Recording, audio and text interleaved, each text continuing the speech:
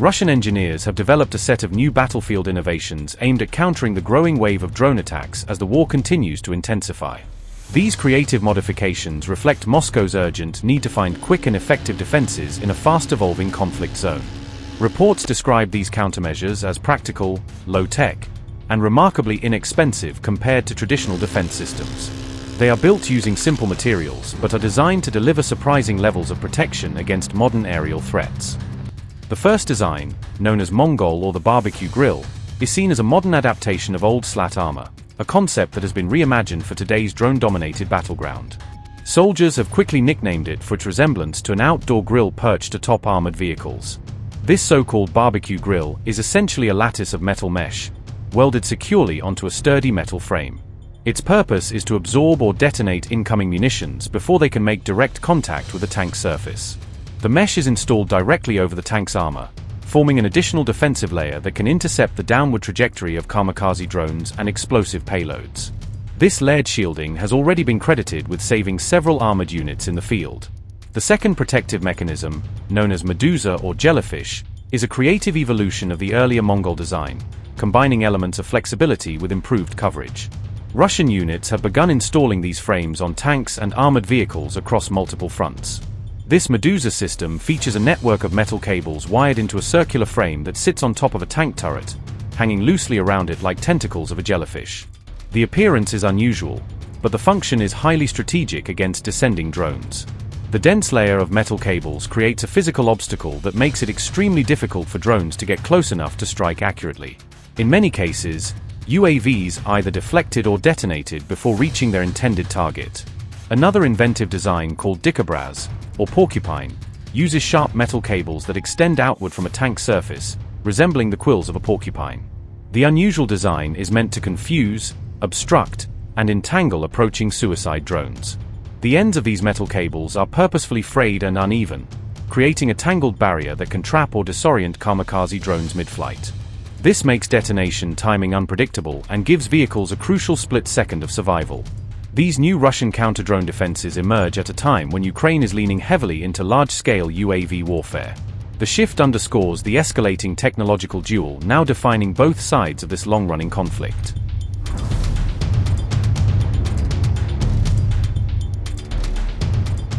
In the early stages of the war, both Ukraine and Russia relied heavily on imported drone technology from foreign partners to supplement their limited domestic production capabilities.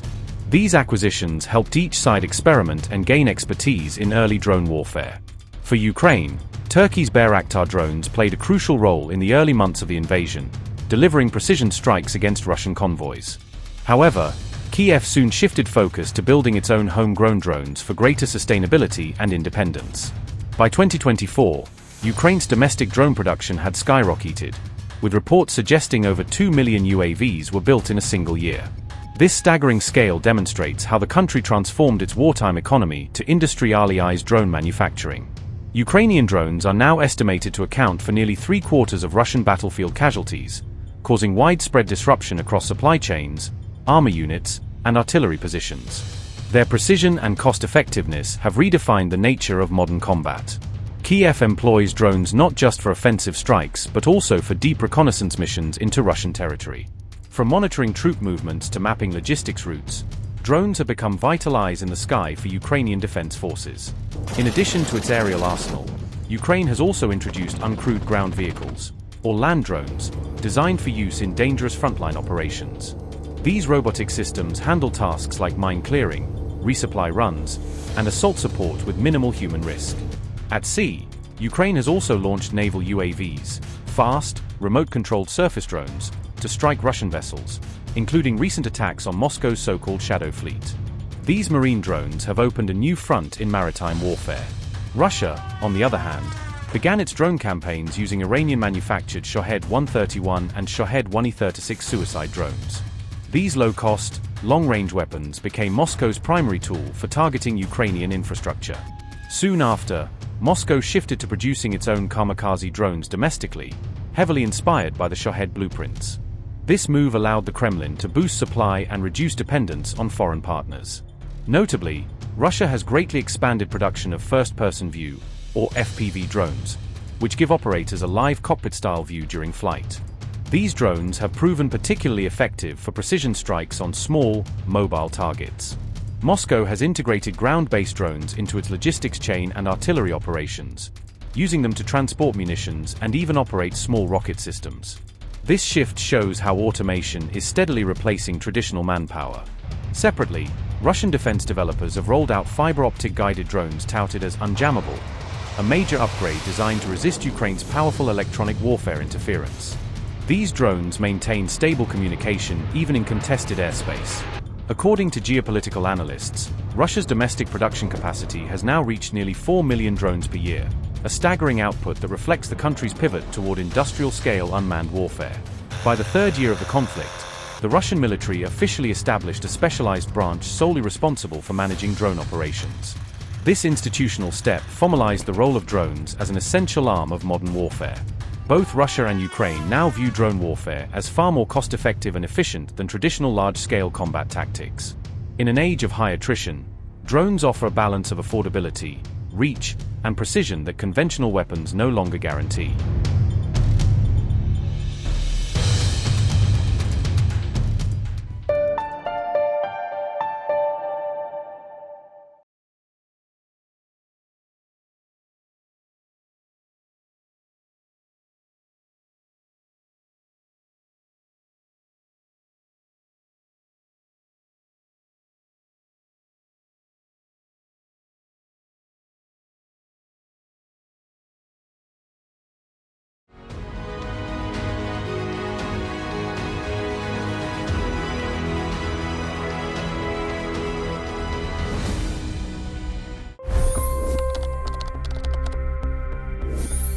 $25 crore गरीब गरीबी को परास्त करके बाहर निकले।